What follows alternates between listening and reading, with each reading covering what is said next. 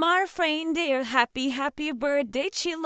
আর আমরা okay let wish করার কারণে ও অনেক স্যাড ছিল আর ওর বার্থডেটা আমরা সেলিব্রেট করতে পারি না এই জন্য ও ফেসবুকে এরকম নোট দিচ্ছিল এই জন্য ভাবলাম ওর একটা সারপ্রাইজ দেওয়া যাক এদিন আমি ভাবতাম একটা করে দিলাম আমি এখানে একটা কেক অর্ডার দিয়ে দিয়েছি এই ছিল ওর বার্থডে কেকটা আপনি এরকম কেক অর্ডার করতে চাইলে এই পেজে নং দিয়ে দিবেন আর এখানে আমার নষ্ট ঘড়ি দেখাতে কেকের জন্য ওয়েট করছিলাম আর এই যে আমরা একটা ফ্রেন্ড আমরা দুজনে এসেছিলাম কেকটা রিসিভ করার জন্য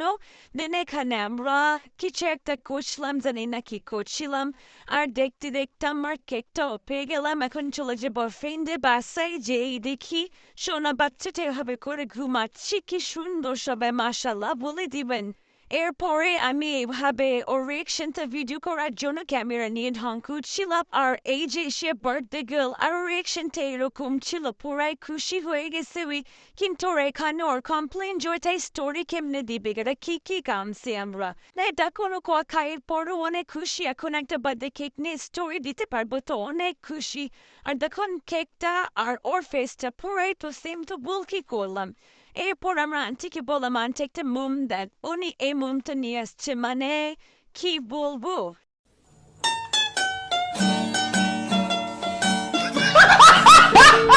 এরপর ওটা চেঞ্জ করে এটা দিয়েছে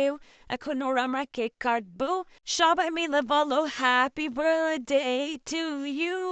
happy birthday dear Guluni happy birthday to you